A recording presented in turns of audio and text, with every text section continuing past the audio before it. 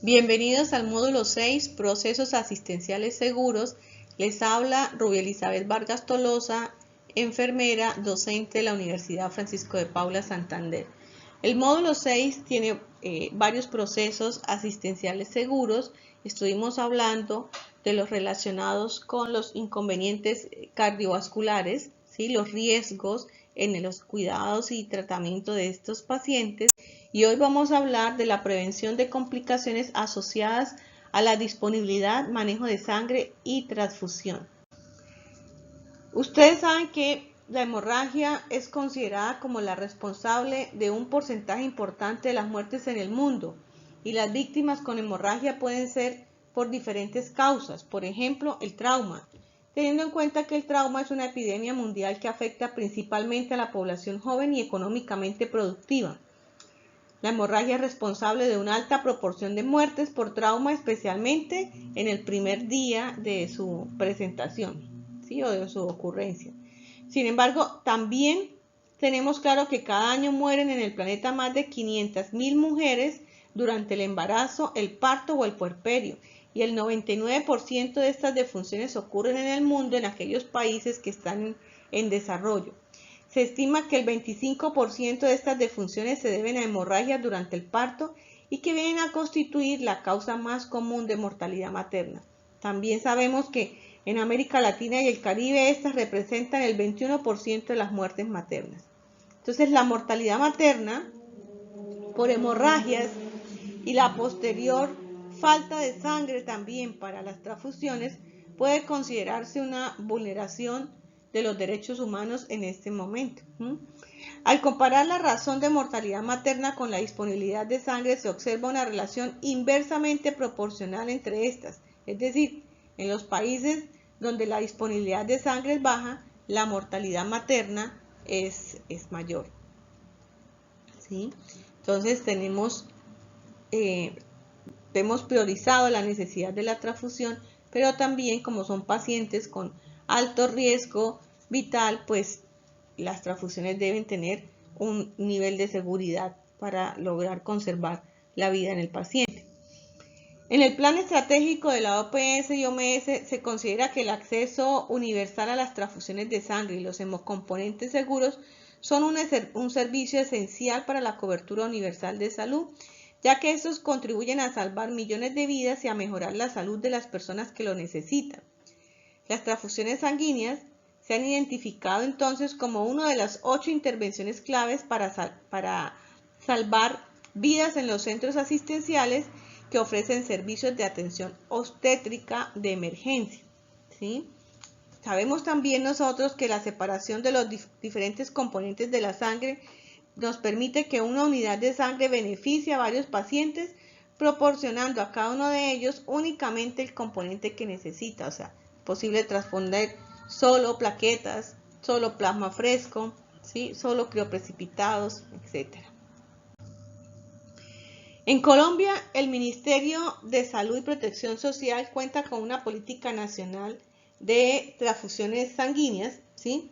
Que establece cómo debe realizarse el manejo de las donaciones de sangre, el procesamiento relacionados con el uso terapéutico y el uso adecuado de la sangre, que están más relacionados con el banco de sangre y los servicios de transfusión.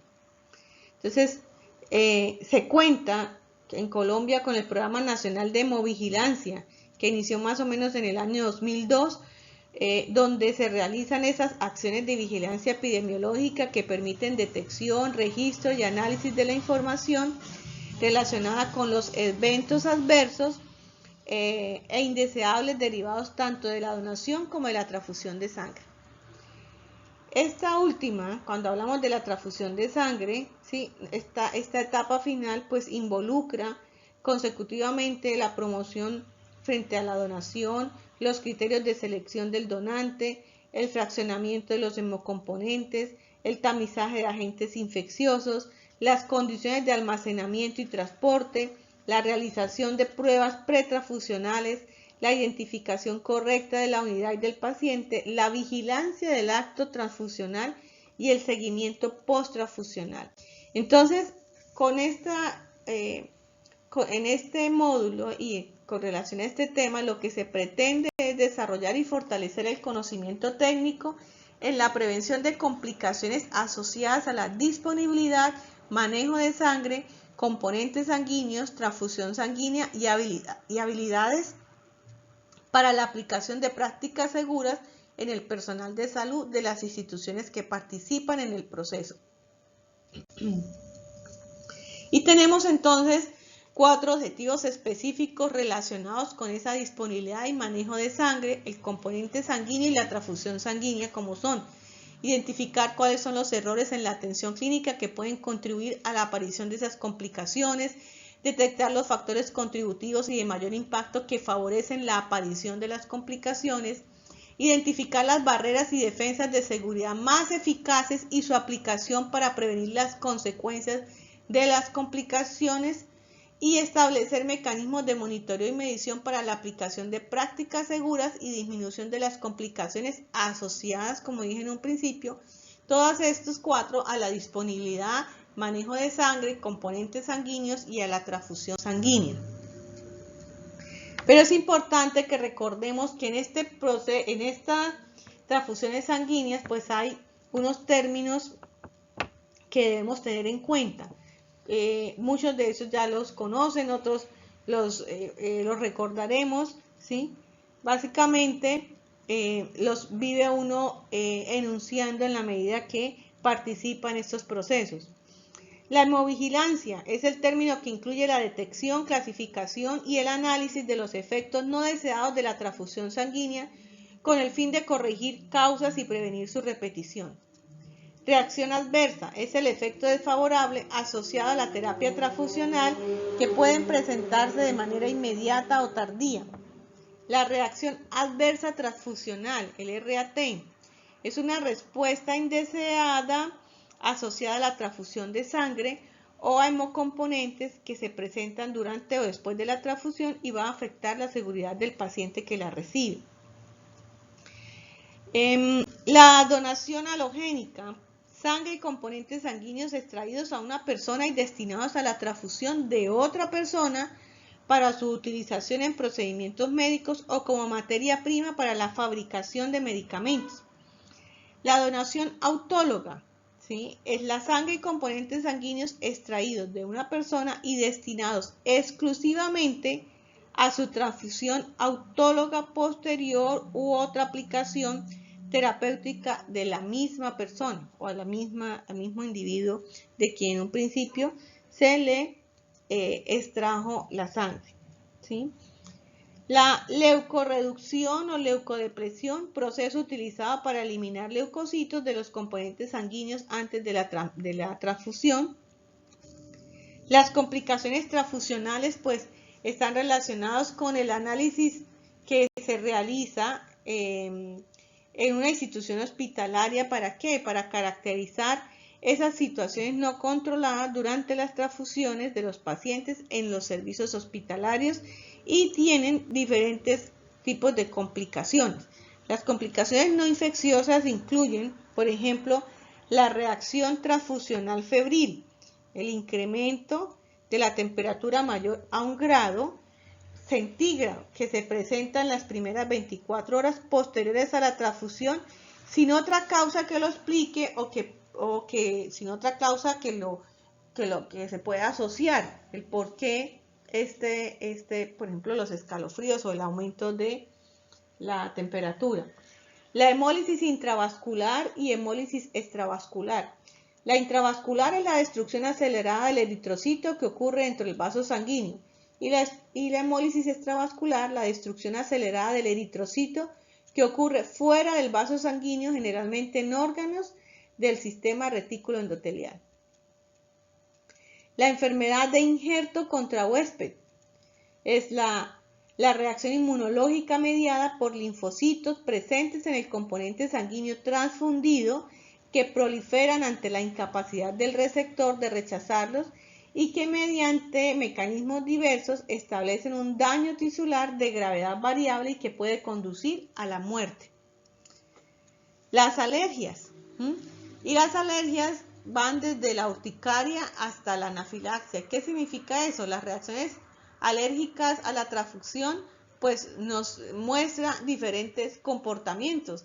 En la mayoría son leves, ¿sí? Ahí lo que presenta el paciente es una urticaria, unas lesiones eritematosas que son bien definidas, elevadas, pero bien definidas, que se aparecen en el tronco superior y en el cuello, con picazón en algunas ocasiones, y no se acompañan de fiebre ni ningún otro evento adicional. Pero en el otro extremo de la alergia, pues podemos tener la reacción anafiláctica con manifestaciones sistemáticas, incluyendo hipotensión, pérdida del conocimiento, shock y en algunos casos que son excepcionales, pero puede presentarse la muerte. La lesión pulmonar aguda transfusional, ¿sí? Es importante tenerla en cuenta, se le dice TRALI. Cada vez que un paciente receptor de una transfusión, ¿sí? Cuando está recibiendo la transfusión, presenta insuficiencia respiratoria aguda o que en los hallazgos radiológicos se evidencia un edema agudo de pulmón, pero sin compromiso cardíaco, es decir, sin signos de insuficiencia cardíaca o sin tener una causa de enfermedad pulmonar, ¿sí? Entonces se pensaría en una lesión pulmonar aguda transfusional. Lo que presenta el paciente es una dificultad respiratoria sin compromiso cardíaco. No guarda relación entonces tampoco este tipo de manifestaciones, ¿sí? Con el volumen de sangre infundido. O sea, los síntomas de esta reacción, que pueden ser escalofrío, fiebre, cianosis, hipotensión, ¿sí? Dentro de la primera o segunda hora de la transfusión, pues pueden tener un inicio inmediato y dramático, ¿sí? En la primera hora o la segunda. Es decir, no necesariamente tiene que haberse transfundido un volumen alto de sangre para presentar la sintomatología de que hay una lesión pulmonar aguda transfusional. Y este es un síndrome de inicio agudo con hipoxemia, es decir, con un índice de oxigenación de menor de 300 milímetros de mercurio, desaturados o saturaciones de oxígeno menores de 90, respirando al medio ambiente. Se encuentran entonces, además de esto, pues lo que dije hace un momento, los infiltrados pulmonares bilaterales en la radiografía, y no hay evidencia de sobrecarga circulatoria, o sea, algo que haya puesto en alerta de que tuvo una sobrecarga circulatoria. Entonces, esta lesión pulmonar aguda transfusional, pues, ¿qué es lo que nos muestra? Un daño epitelial mediado por neutrófilos e iniciado por anticuerpos que activaron los neutrófilos directamente o a través de la activación de los monocitos, de los macrófagos pulmonares o las células endoteliales. Dentro de las infecciones las complicaciones no infecciosas, pues también está la sobrecarga circulatoria, es decir, un incremento rápido de volumen, ¿sí? A costa de esa expansión de volumen plasmático en los pacientes, que puede evidenciar compromiso cardíaco pulmonar o puede presentarse, también en pacientes con anemia crónica. Es decir, la sobrecarga circulatoria se va a hacer evidente, ¿sí? Cuando se incrementa el volumen de la transfusión en pacientes que han tenido o que tienen compromiso cardíaco o compromiso pulmonar o una anemia crónica, porque ellos no van a tolerar muy bien esa transfusión rápida. Las complicaciones de transfusiones masivas, entonces la función del ventrículo izquierdo puede deprimirse por alguna o todas las alteraciones metabólicas como hipotermia por la sangre refrigerada o por la toxicidad del citrato o por acidosis láctica por hipoperfusión sistémica, isquemia tisular, ¿sí? Y hipercalcemia. Cualquiera de ellas podemos tener complicaciones de transfusión masiva, es decir, varios síntomas. La toxicidad por citrato, cuando se transfunden volúmenes considerables de plasma fresco congelado o de sangre entera o de plaquetas en presencia de de que el paciente tenga una hepatopatía. ¿Sí? Entonces los niveles plasmáticos del citrato podrían aumentar y llevar a una hipocalcemia por fijación de ese citrato de calcio, y entonces tener una disminución del citrato de calcio que va a hacer que aumente esa excitabilidad neuronal. ¿Sí? Entonces tenemos ahí situaciones difíciles con la transfusión sanguínea. La otra es la hipotermia. La hipotermia aumenta la toxicidad cardíaca de la hipohipercalcemia, pudiendo causar arritmias ventriculares graves, ¿sí? y deterioro ventricular izquierdo. Las coagulopatías en transfusiones masivas, pues se atribuye esta coagulopatía a la dilución de plaquetas y factores de coagulación cuando el paciente pierde sangre con todos los factores de coagulación y esa sangre es reemplazada con concentrados de glóbulos rojos y fluidos. Y por último, la embolia grasa. La embolia grasa pues se debe o puede deberse a la administración de sangre pero sangre a presión en un sistema abierto o que lleve o conlleve al ingreso de aire cuando se está haciendo la infusión rápida o cuando se cambian las bolsas o se cambian los equipos. Entonces el volumen que puede realmente afectar a un adulto, ¿sí? Para que se genere una embolia gaseosa es 100 mililitros. Y las manifestaciones clínicas son tos, disnea, dolor precordial, shock. La transfusión sanguínea pues es el procedimiento, ¿sí? terapéutico consistente en ¿qué? En inyectar de manera endovenosa a una persona de una cantidad importante o considerable de sangre procedente de un donante. Entonces hay una cantidad de procedimientos clínicos y de laboratorio que se le hacen a la sangre mucho antes de ser llevada al receptor. Esos exámenes se obtienen del donante en un principio y hasta que sean estudiados para ser inyectado al receptor. ¿Qué garantiza? Pues que se tenga el máximo beneficio terapéutico y el mínimo riesgo posible durante el proceso o después del proceso. Un servicio de transfusión, ¿sí? Se entiende, ¿sí? Porque se entiende transfusión sanguínea, como le dice allí la diapositiva, como la realización de pruebas pretransfusionales que se habilitarán únicamente dentro de una institución prestadora de servicios de salud o serán contratadas con un banco de sangre para pues realizar hacer las pruebas y mirar que la transfusión vaya a tener los resultados positivos que se esperan. La transfusión de sangre puede generar complicaciones agudas no infecciosas, ya las vimos, ¿sí? Como reacciones alérgicas, la lesión pulmonar, las reacciones hemolíticas, reacciones hemolíticas, complicaciones tardías no infecciosas, púrpura posttransfusional, sobrecarga de hierro, ¿sí? Y los eventos adversos que se dan por errores humanos, ¿sí? Con las transfusiones sanguíneas es posible, recuerden, salvar muchas vidas o mejorar el estado de salud de una persona, pero si no tomamos las medidas suficientes para garantizar la protección, pues el paciente podría también llevarse a la muerte si no se hicieron los cuidados apropiados.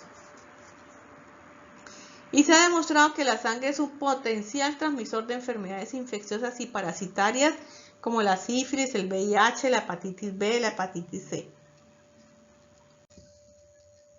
Entonces, dentro de las causas de reacciones graves está el tipo de sangre equivocada, la identificación incorrecta del paciente, las muestras sanguíneas o las bolsas de sangre en malas condiciones, errores de muestreo, rotulado, errores de laboratorio, errores administrativos, al almacenamiento y manipulación de manera inapropiada, omisión en la comprobación final, falta de vigilancia del paciente durante la transfusión.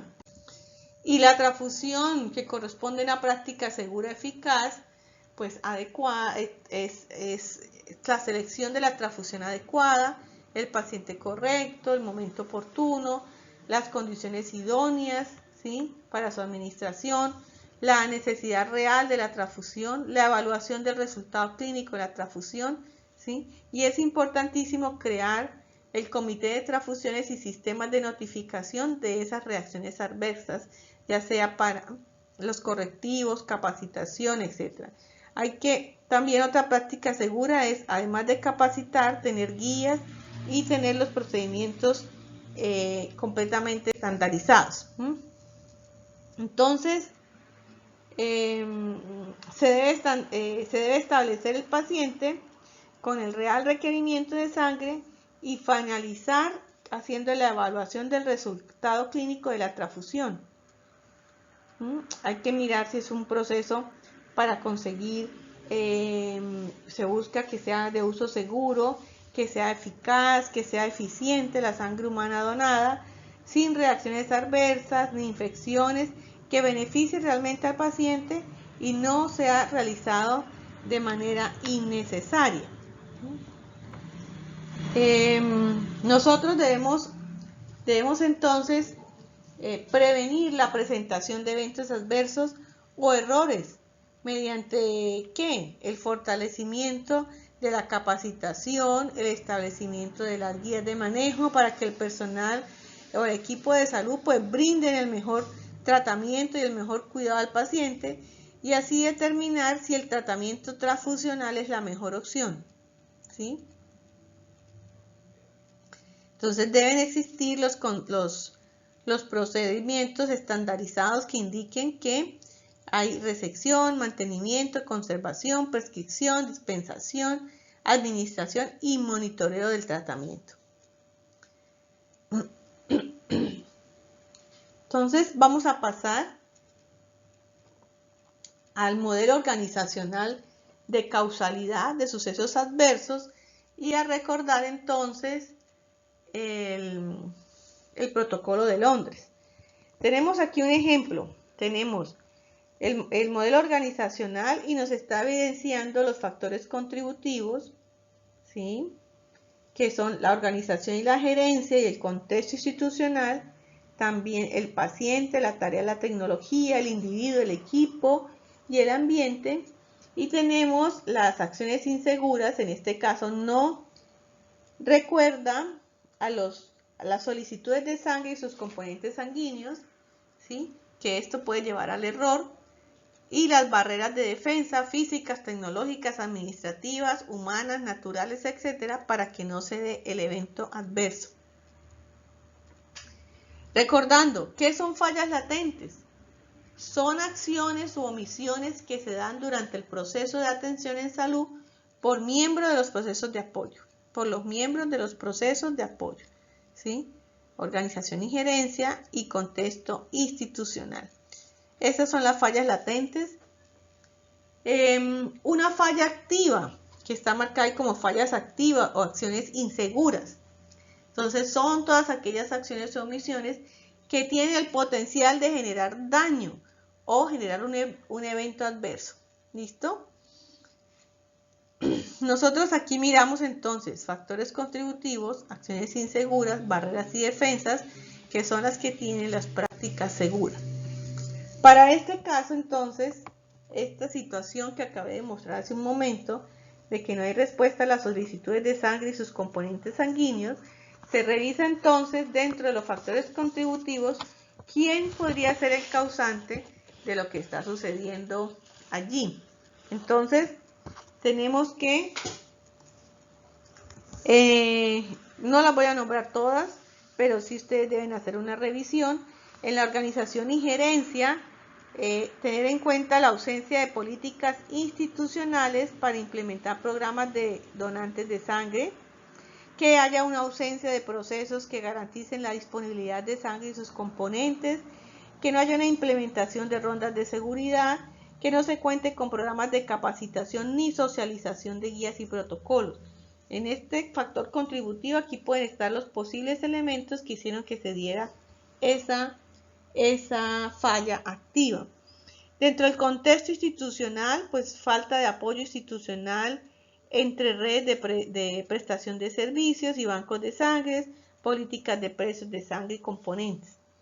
Cuando uno mira los factores causales adicionales como individuo, paciente, equipo, ambiente, tarea y tecnología, ¿sí?, que hacen parte de los factores contributivos, entonces vamos a mirar que de esto podría ser una causa de lo que sucedió. Entonces, por ejemplo, en paciente, la patología del paciente que requiere tratamiento de inseguridad y transfusión urgente, es decir, la patología del paciente que requiere tratamiento transfusional urgente, o el paciente con dudas y confusiones en el momento de la orden de la solicitud de la sangre, o dificultades en la comunicación por parte del paciente por condiciones y características propias. En el equipo de salud, el riesgo está relacionado con la comunicación efectiva entre los clínicos y el personal del banco de sangre, que haya una ausencia de listas de chequeo para el proceso transfusional por parte de la institución y seguimiento por parte del personal del banco de sangre o servicio. También están las causas ambientales, el personal insuficiente del banco de sangre, como una carga de trabajo inadecuado, un clima organizacional alterado, un ambiente físico inadecuado, o sea, con relación a la luz, el ruido, ¿sí?, lo espacial. Y dentro de las otras factores contributivos está tarea y tecnología. Entonces, aquí en esta vamos a mirar las fallas en los mecanismos de abastecimiento de productos sanguíneos, considerando aspectos como el acceso geográfico, el tiempo de entrega, ¿sí?, del recargo de ese inventario de los productos sanguíneos, el tipo de banco de sangre que ofrece con oportunidad y disponibilidad el componente sanguíneo. Entonces tenemos aquí los 5 elementos que pueden estar comprometidos con el primer problema, mientras que las barreras de defensa, las barreras y defensas relacionadas con las prácticas seguras, pues dentro de estas 4 están las físicas, el almacenamiento, manejo de reservas de sangre con stock mínimo, lista de chequeo para realizar seguimiento a la conservación de las características físicas y biológicas de la sangre y sus componentes. Puede ser esa una práctica segura. Dentro de las naturales, garantizar un ambiente adecuado, ¿sí?, temperatura, humedad, iluminación para el manejo de sangre y hemoderivados. Dentro de las administrativas estaría capacitación constante, reentrenamiento, inducción, entrenamiento de todo el personal, entrenamiento y supervisión especial del personal que participa en el proceso, ¿sí?, protocolización de los mecanismos de abastecimiento, conservación, manejo de sangre y hemoderivados, garantizar esa disponibilidad de sangre y de los componentes sanguíneos, ¿sí?, en cuanto a demanda, inventario, transporte, etc. Entonces aquí tenemos un número de prácticas seguras, se hizo la revisión, se encontró la falla, ¿sí?, se revisan las factores contributivos y se revisa a esos factores contributivos qué barreras y defensas yo podría tener para que no se repitiera la situación. ¿Listo?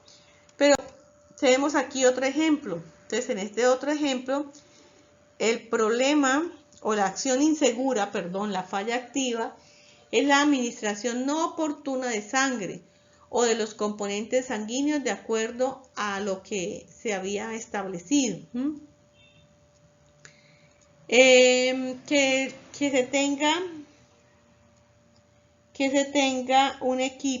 haya una equivocación, en el montaje o en la identificación o en el marcaje, en la identificación del hemocomponente, que las pruebas cruzadas, ¿sí?, no sean claras, que no se haya identificado el paciente. Entonces, cuando se hace la revisión, eso que usted ve en amarillo son las acciones inseguras, la falla activa, y sobre eso tienen que los factores contributivos revisar qué sucedió, en qué espacio o en qué elemento se quedó, ya sea el paciente, la tarea, la tecnología del individuo, y también exponer las barreras y defensas para no llegar al evento adverso.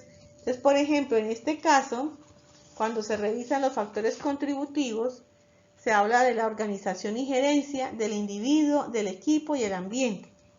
Y en esta organización de gerencia, pues podemos revisar y se deben seleccionar las que están causando el daño. Entonces, en organización y gerencia está como factor contributivo, ¿sí?, dice ausencia de políticas institucionales para implementar programas de donantes de sangre, disponibilidad insuficiente de sangre y sus componentes, falta de apoyo institucional entre redes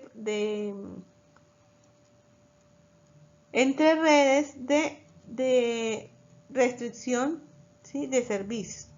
Estos son unos ejemplos de lo que podría suceder con esa organización y gerencia. Pero también están los individuos, el equipo y el ambiente. Entonces, los errores en la identificación del producto sanguíneo del paciente, identificación incorrecta de la unidad sanguínea solicitada, es decir, que no haya especificación ni del tipo, el componente, ni identificación de la persona,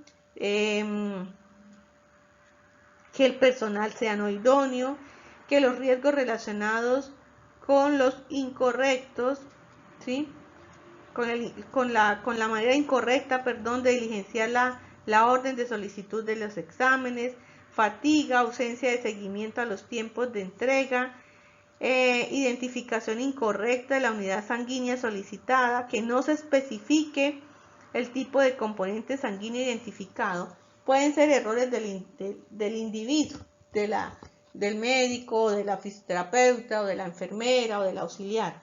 Con relación al equipo, entonces ya el equipo como tal, pues tenemos riesgos relacionados o con falta de acuerdo, o no haya comunicación, entendimiento acerca del lenguaje utilizado por los dos clínicos, ¿sí?, que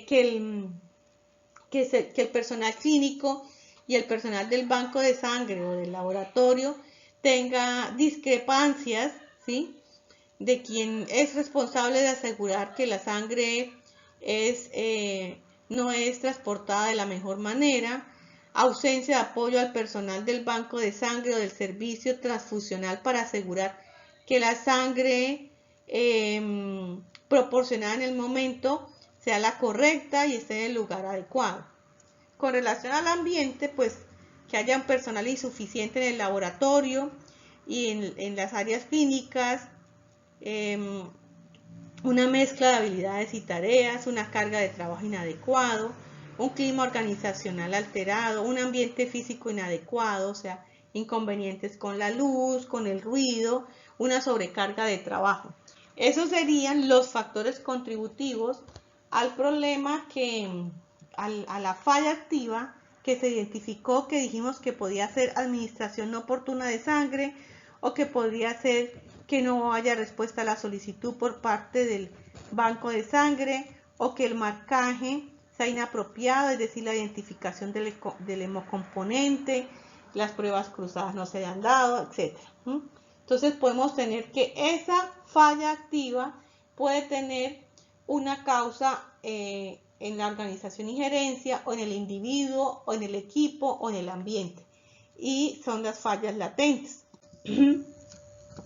Pero las barreras y defensas que nos hablan de las prácticas seguras pueden estar relacionadas con lo administrativo, la parte física, la parte humana o natural. Entonces, por ejemplo, en lo humano qué barreras y defensas o qué prácticas seguras pueden tenerse para evitar esa acción insegura o falla activa. Entonces, registros completos en la historia clínica con relación al comportamiento humano. Que haya un diligenciamiento completo y cuidadoso y legible del formato de solicitud de sangre y de los hemoderivados.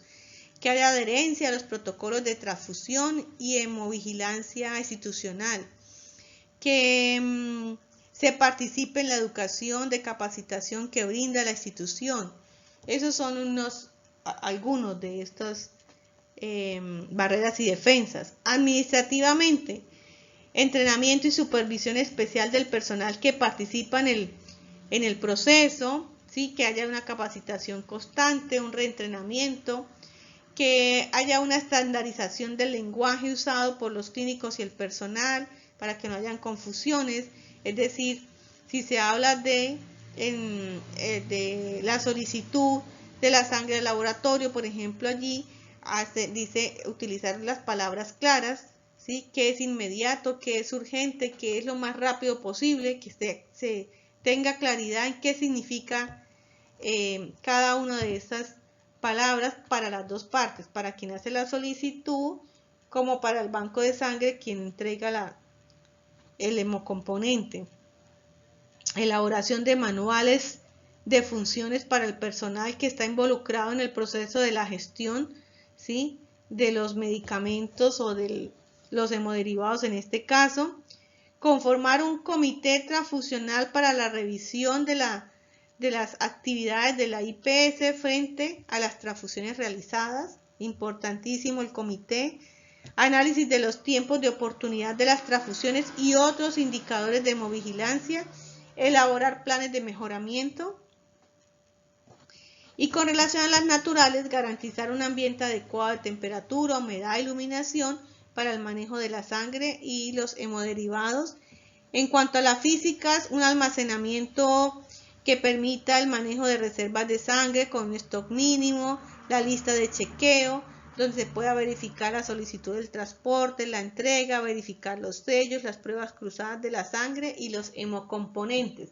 Entonces, para este ejemplo que acabamos de revisar, pues estos serían algunos elementos de las barreras y defensas o de las prácticas seguras en esos 4 componentes: humanas, administrativas, naturales y físicas.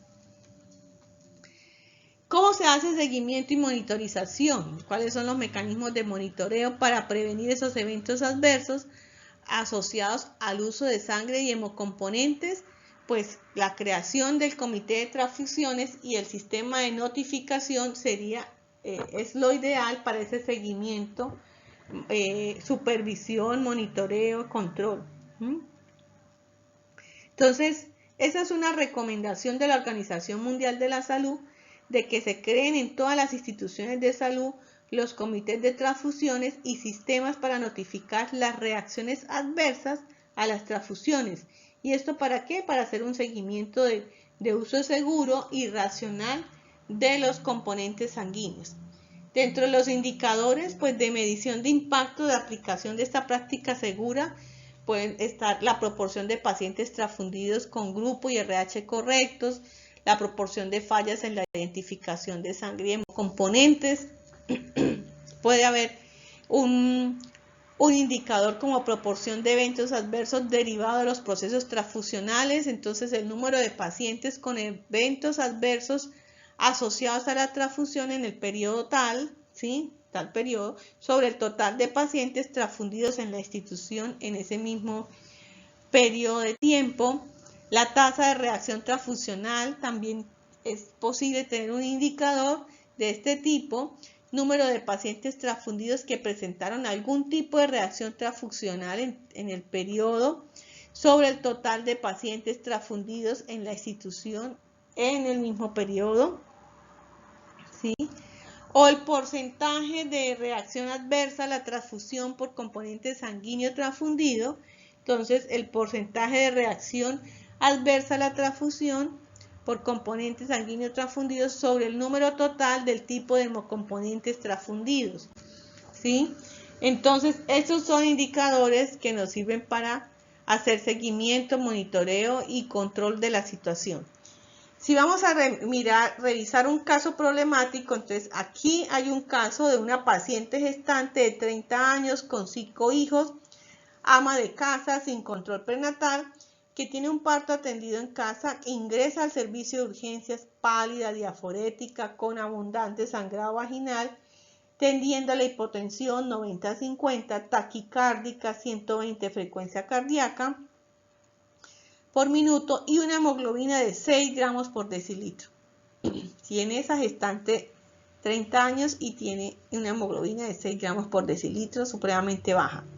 Es llevada a cirugía de urgencia para realizar una histerectomía. Se solicitan unidades de sangre sin disponibilidad de los hemoderivados en la institución compatibles con el tipo de sangre de la paciente. No hay hemoderivados. Se remite a la unidad de cuidados intensivos donde estabiliza a la paciente y a los 7 días después se le da de alta. Entonces, en ese momento se conforma el comité, se pone activo el comité y se hace una investigación con el interés de buscar activamente qué fue lo que sucedió, ¿sí? ¿Dónde está la falla? Se identifica el caso en el servicio de ginecología y por lo que se decide iniciar la investigación con la revisión de la historia clínica, las entrevistas a los profesionales tratantes y pues el interrogatorio para eso. Entonces, en el proceso de investigación, ¿sí?, posterior al reporte del evento adverso, el referente de seguridad del paciente realiza la entrevista al médico tratante y le pregunta cuál fue el diagnóstico de ingreso de la paciente, y el ginecólogo refiere que la paciente ingresa posterior al parto domiciliario con atenía uterina, sangrado profuso y por lo que se llevó a cirugía urgente. El referente le indaga, ¿se realizó la transfusión ordenada? Y el ginecólogo dice no, el laboratorio tenía desabastecimiento, no tenía stock de unidades de sangre, por lo que inició el trámite de remisión urgente. A continuación, el referente de seguridad realiza entonces la entrevista a la bacterióloga y le pregunta, ¿el laboratorio cuenta con servicio transfusional? Y ella refiere sí, pero hemos presentado desabastecimiento. El referente le indaga, ¿a qué se debe el desabastecimiento? Y la bacterióloga manifiesta que la institución no ha solucionado el contrato con el banco de sangre y refiere que cree que tienen problemas de cartera atrasada. El referente indaga, ¿este inconveniente lo sabe el director administrativo? Y la bacterióloga manifiesta, la coordinadora del laboratorio se lo expresó en un comité administrativo. El referente se dirige a la coordinación administrativa para entrevistar al encargado de la contratación y le pregunta, ¿el contrato con el banco de sangre se encuentra activo? Y el coordinador de contratación refiere no. No, nadie me había informado que fuera tan urgente. Tenemos una cartera vencida que no se ha podido subsanar y está el pago programado para el mes siguiente. Entonces, en este caso en particular, hay una persona adicional que se entrevista, que es la bacterióloga.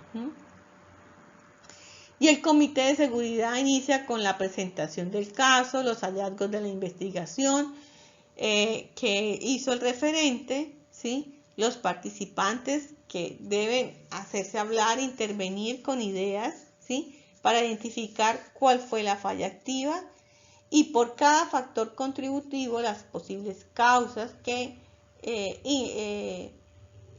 provocan, ¿sí?, esa situación de investigación. Entonces, en el análisis posterior a la identificación de la causa, se realiza la priorización de las mismas y se utiliza una escala de prioridades o de impacto. Y se pregunta, ¿este caso es un incidente o es un evento adverso? ¿Qué otras personas deben ser invitadas al comité? Clasifique las causas identificadas en la investigación según el factor contributivo al que está relacionado. Entonces, viene todo el proceso de análisis, todo el proceso de investigación, y al revisar esa falla, ¿sí? Y al revisar los factores contributivos se encuentra lo siguiente. Se puede dar respuesta a las preguntas que se hicieron. ¿Este caso es un incidente o un evento adverso? Es un evento adverso por aumento de la gravedad de la enfermedad y remisión a la unidad de cuidado intensivo a larga estancia y hospitalaria mientras la recuperación. ¿Qué otras personas deben ser invitadas al comité? Pues el profesional que atendió al paciente en la UCI. Falta ese profesional que atendió al paciente en la UCI. Y la siguiente es clasifique las causas identificadas en la investigación según el factor contributivo al que está relacionado. Entonces, se revisa y las causas son de paciente, tarea y tecnología, equipo de trabajo, organización y gerencia. De paciente, es una urgencia vital porque hay atonía uterina, hay sangrado profuso, requirió cirugía, maneja presiones en el límite y frecuencias cardíacas mayores a 100, 120 por minuto y hemoglobina de 6 gramos por decilitro. Con relación a la tarea y tecnología hay un desabastecimiento, ausencia del stock de unidades de sangre. Con relación al equipo de trabajo definitivamente hay una comunicación deficiente.